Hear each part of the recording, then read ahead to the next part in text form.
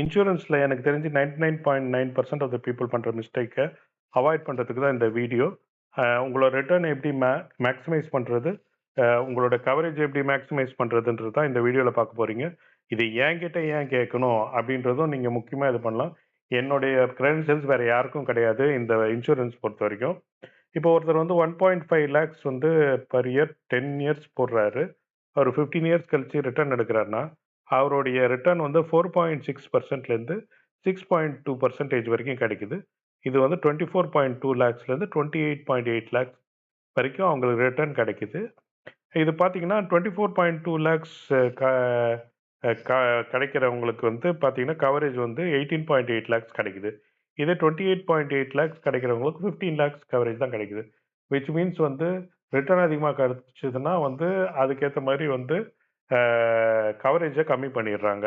So இதையே நம்ம வேற வித்தியாசமாக எப்படி பண்ணலாம் அப்படின்னு பார்த்தீங்கன்னா, இதை விட அதிக கவரேஜ் ரிட்டர்னையும் அதிகம் பண்ணுறது எப்படி பண்ணுறதுன்றது ஒரு எக்ஸாம்பிளில் பார்ப்போம்.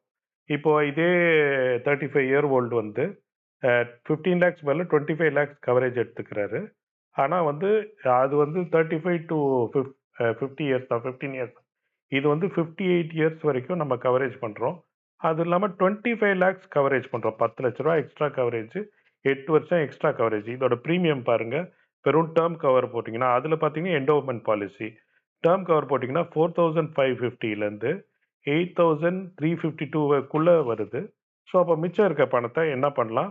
அப்புறம் நான் என்ன பண்ணேன், நீங்கள் என்கிட்ட ஏன் கேட்கணும் அப்படின்னு பார்த்தீங்கன்னா, 2001ல் கண்டக்ட் பண்ண ஐஆர்டி எக்ஸாமில் நான் சவுத் இந்தியாவிலே டாப்பராக வந்தேன். அஃப்கோர்ஸ் நான் ப்ராக்டிஸ் பண்ணல. அதுதான் வந்து என்னோட 2004 வரைக்கும் உள்ள சர்டிஃபிகேஷன் உங்களுக்கு காமிக்கும். நான் என்னுடைய எல்லா என்டோமெண்ட் பாலிசியும் ஷார்ட் க்ளோஸ் பண்ணி பெய்ட் அப் பாலிசி ஆக்கி சரண்டர் பண்ணி அதை வந்து நான் இன்வெஸ்ட் பண்ணிட்டேன். அது எப்படி பண்ணேன்னு பார்த்தீங்கன்னா, நான் பிபிஎஃப்ல போட்டேன். ஏன்னா சுகன்யா சமிதியில் போடுறதுக்கு எனக்கு ஆப்பர்ச்சுனிட்டி கிடைக்கல. என்னோட பொண்ணோட ஏஜ் அந்த டைம் வந்து 10க்கு மேலே ஆயிடுச்சு. ஸோ இதை வந்து அதே மிச்சம் இருக்க நான் 8,000 ப்ரீமியம்னே வச்சுக்கிட்டேன்னா மிச்சம் 1.42 lakhs வந்து 10 வருஷம் போட்டிங்கன்னா பிபிஎஃப்ல 29.74 lakhs 29.75 lakhs கிட்ட கிடைக்குது. சுகன்யா சமிதியில் போட்டிங்கன்னா 33.32 lakhs வரைக்கும் கிடைக்குது. இதே வந்து இல்லை சார் நான் வந்து ரிஸ்க் எடுப்பேன் அப்படின்னு நான் வந்து ஒரு லார்ஜ் கேப் ஃபண்ட்லேயோ இல்லை வந்து இண்டெக்ஸ் ஃபண்ட்லேயோ போட்டேன்னா இன்னும் 12% ரிட்டர்ன் கிடைக்கும். இன்னும் அதிகமாக கிடைக்கும். ஒரு பீரியட் ஆஃப் 23 இயர்ஸ். இது 15 இயர்ஸ் தான் போட்டிருக்கேன். 23 இயர்ஸ் கழிச்சு நான் எடுத்துக்கிறேன் அப்படின்னு சொன்னீங்கன்னா இன்னும் அதிகமாக கிடைக்கும். ஸோ இதை தவிர வேறு என்ன மிஸ்டேக்ஸ்லாம் பண்ணுறாங்கன்னா, சரி நான் சொல்கிறேன் அப்படின்னா அறகுறையாக கேட்டு நம்ம பண்ணிங்கன்னா என்ன ஆகும்னா, இதே மாதிரி தான் சொன்னேன். டேர்ம் கவர் போடுங்கன்னா ஒருத்தர் என்ன பண்ணாருன்னா, சார் நான் 1 கோடி வரைக்கும் டேர்ம் கவர் போட்டிருக்கேன். என்னன்னா நான் கோல்ஸ்லாம் கிடையாது சார், 1 கோடி வரைக்கும் போட்டிருக்கேன். சரி எவ்வளோ வருஷம் வரைக்கும் போட்டிருக்கீங்க? 80 வயசு வரைக்கும் போட்டிருக்கீங்க.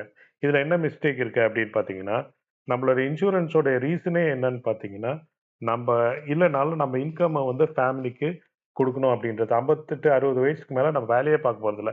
இதில் நீங்கள் பென்ஷன் எடுப்பீங்களா? இல்லை இன்சூரன்ஸ் ப்ரீமியம் கட்டுவீங்களா? இது 60 வயசுக்கு வரைக்கும் பண்ணியிருந்தாருன்னா என்ன ஆகும்னா, அவங்களோட ப்ரீமியமே ஒரு 15,000லேருந்து 20,000 கம்மியாக இருக்கும் இதே கவரேஜுக்கு. அதை இன்வெஸ்ட் பண்ணி பர் இயர் இன்வெஸ்ட் பண்ணியிருந்தா அதில் ஒரு சூப்பர் ரிட்டர்ன் கிடைச்சிருக்கும். இதே இன்னொருத்தருக்கு சொன்னதுன்னா அவர் வந்து அரௌண்ட் 38 இயர்ஸ் இருக்கும். அவர் வந்து ஒரு 4 lakh 5 lakh கவருக்கு வந்து பர் குவார்ட்டர் 14,500 கட்டியிருந்தாராம். இதை வந்து ஒரு டேர்ம் கவர் வந்து போட்டிருக்காரு. அதே 14,500க்கு 1 crore கவர் கிடைச்சிருக்கு. மிச்சம் உள்ளதை வந்து நீங்கள் ஷார்ட் க்ளோஸ் பண்ணி எடுத்து நீங்கள் நான் சொன்ன மாதிரி இந்த பிபிஎஃப்லையோ சுகன்யா சமிதிலையோ போடுங்க அப்படின்னு சொல்லியிருக்கேன். இதோட பார்த்தீங்கன்னா நீங்கள் வந்து மணி பேக் பாலிசியில் இன்னும் ரிட்டர்ன் வந்து 3லேருந்து 4.5% தான் கிடைக்கும். மணி பேக் பாலிசின்னு எப்படி கண்டுபிடிக்கிறதுனா, இந்த 3 வருஷத்துக்கு ஒரு தடவை 4 வருஷத்துக்கு ஒரு தடவை உங்களுக்கு பணம் கொடுக்குறேன், 2, 3 தடவை கொடுத்து அதுக்கப்புறம் க்ளோஸ் பண்ணுறேன் அப்படின்னு சொல்கிறது தான் மணி பேக் பாலிசி. இன்னொன்று ஹோல் லைஃப் பாலிசினா நீங்கள் கொஞ்ச நாளைக்கு ப்ரீமியம் கட்டுவீங்க, கடைசியில் வந்து 80 வயசு கழிச்சு உங்களுக்கு கொடுப்போனா 80 வயசு கழிச்சு 40% கிடைச்சி என்ன பிரயோஜனம்? அதுக்கு பதிலாக நீங்கள் வந்து ஆல்வேஸ் இந்த ரிட்டர்ன் ஆஃப் ப்ரீமியம்ன்றத விட்டுட்டு நீங்கள் டேர்ம் கவர் எடுத்து மிச்சம் உள்ளதுக்கு வந்து இந்த மாதிரி இன்வெஸ்ட் பண்ணீங்கன்னா உங்களுக்கு நல்ல ரிட்டர்ன் கிடைக்கும். இதே மாதிரி வீடியோ பார்க்க சப்ஸ்கிரைப் பண்ணுங்கள். அப்புறம் ஷேர் பண்ணுங்கள் உங்கள் ஃப்ரெண்ட்ஸ்க்கு பெனிஃபிட் பண்ணுறதுக்கு. அப்புறம் வந்து கமெண்ட் பண்ணுங்கள். அடுத்த வீடியோ என்ன வேணும்னு கேளுங்க. Thank you very much.